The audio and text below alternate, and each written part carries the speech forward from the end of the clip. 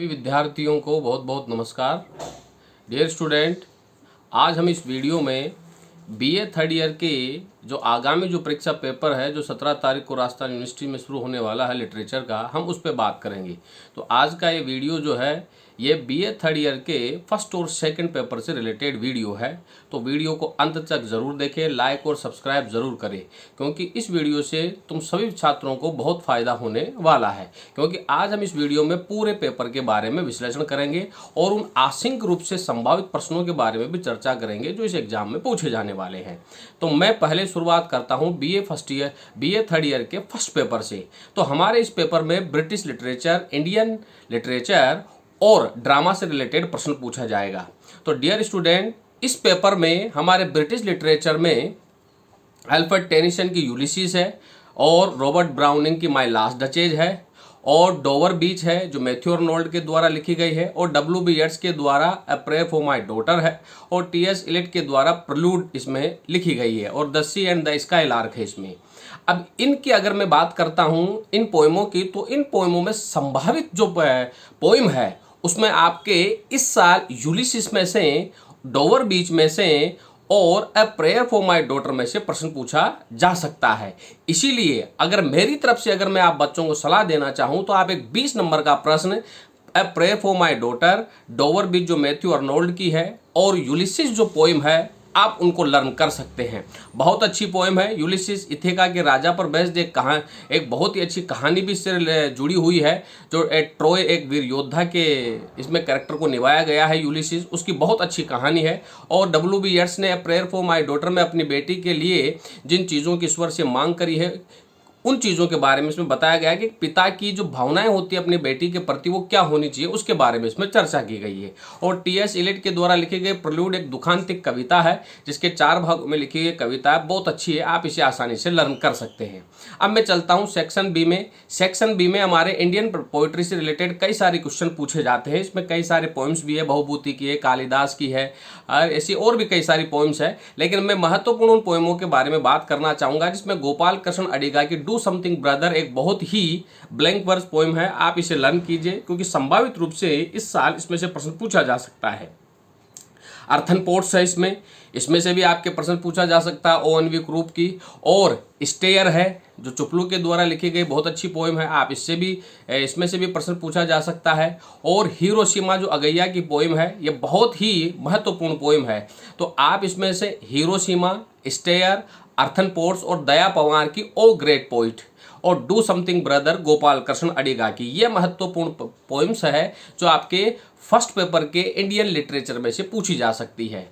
और अब मैं बात करना चाहूँगा इसके सेक्शन सी की। सेक्शन सी में तुगलक जो गिरीश कर्नाड के द्वारा लिखा गया बहुत ही अच्छा प्ले है, जो एक अधूरा प्ले है जो गिरीश कर्नाड के द्वारा लिखा गया, तुगलक वंश के संस्थापक मोहम्मद बिन तुगलक पर आधारित है। इसमें से आपको तुगलक का कैरेक्टर पूछा जा सकता है, अजीज आजम का पूछा जा सकता है, आइन उल मुल्क नजीब इनका कैरेक्टर पूछा जा सकता है, या ये पूछा जा सकता है कि तुगलक के पतन के क्या कारण थे। या तीसरा प्रश्न इसमें यह बनता है कि डिफाइन कीजिए कि तुगलक एक ऐतिहासिक प्ले है। तो इस तरह से आप इस पेपर को तैयार कर सकते हैं। चूँकि हमें इस बार कोविड की वजह से 3 प्रश्न ही करना जरूरी समझा गया है, आपको 3 प्रश्न अटेम्प्ट करना है, तो एक प्रश्न आप इंडियन पोइट्री का कर लीजिए, एक ब्रिटिश का और एक तुगलक में से आप लर्न कीजिए। तो ये हो गया हमारा फर्स्ट पेपर। अब डियर स्टूडेंट, हम बात करते हैं सेकंड पेपर की। सेकंड पेपर में आपके केवल स्टोरी से रिलेटेड प्रश्न पूछा जाएगा। अब आपके इसमें स्टोरी जो है वो है रूट्स है इसमें चबुताई की, और माय बिलव्ड कैरेक्टर है आपके, और इसमें a kitchen in the corner of a house है आपके, बर्थडे है आपके इसमें, और इसमें माय बिलव्ड कैरेक्टर ये भी कहानी आपके दी हुई है। अगर मैं बात करना चाहूँ इसमें से महत्वपूर्ण कहानियाँ कौन सी है, तो आप रूट्स को अच्छे तरीके से याद कीजिए, जो 2 परिवारों की कहानी है जिसमें हिंदू और मुस्लिम परिवार के उस प्रेम और उस सौहार्द को बताया गया है राइटर के द्वारा, जो इंडियन फ्रीडम से पहले यानी कि जो भारत का विभाजन हुआ उससे पहले भी था और बाद में भी था। अब मैं बात करना चाहूँगा a kitchen in the corner of a house, जो अजमेर के एक परिवार की कहानी है जो खाने का पेटू रहता है, वहाँ पर किस तरह से किशन और मीनाक्षी वहाँ के परिवार की स्त्रियों के लिए लड़ाई लड़ते हैं, उसकी एक बहुत अच्छी कहानी है। और माय बिलव्ड कैरेक्टर में इसमें 3 मुख्य कैरेक्टर हैं, अम्मा है, आरती है और प्रीति है। ये किस तरह से एक दूसरे की सारथी बनती है उसके बहुत ही अच्छे तरीके से इसको फिल्माया गया है और लिखा भी गया है लेखक के द्वारा। तो आप इसमें से इन तीनों कहानियों को अच्छे तरीके से लर्न कर लीजिए। तीनों की तीनों कहानियां आंशिक रूप से आने की इनकी बहुत संभावना है। अब मैं बात करना चाहूँगा इसमें सेक्शन बी की। तो सेक्शन बी में गाइड, जो आर के नारायण के द्वारा लिखा गया बहुत ही सुंदर उपन्यास है, आप इसे लर्न कीजिए, जिसमें राजू और रोजी की बहुत अच्छी प्रेम कहानी को उसमें बहुत अच्छे तरीके से बताया गया है। इसमें राजू के 3 कैरेक्टर है। पहला कि राजू एक विलेज बॉय कैसे रहता है, फिर वो गाइड कैसे बनता है, और फिर वो संत कैसे बनता है। तो 3 चरणों में राजू के कैरेक्टर को उसमें बहुत अच्छे तरीके से डिफाइन किया गया है।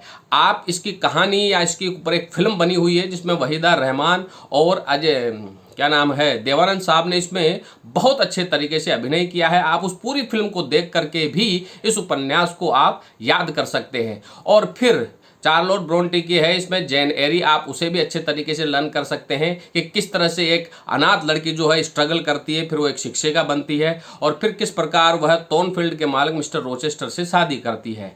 तो यह भी एक बहुत ही अच्छा उपन्यास है जिसे आप अच्छे तरीके से लर्न कर सकते हैं।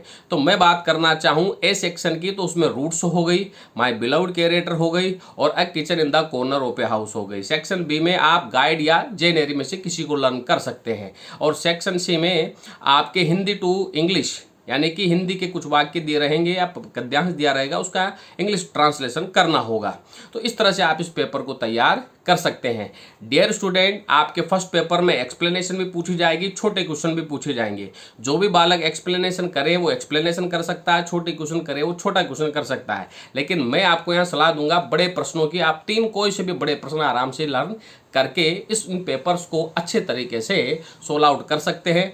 अंत में जाते जाते मैं ये जरूर कहूँगा कि कोई भी विद्यार्थी बिना पॉइंट के किसी भी प्रश्न को न लिखे, कम से कम आपके 10 से 12 पॉइंट लॉन्ग क्वेश्चन में होना बहुत ज़रूरी है। और लिटरेरी लैंग्वेज का पूरा ध्यान रखें, नीट एंड क्लीन लिखें और पॉइंट अच्छे तरीके से इसमें डिफाइन करिए।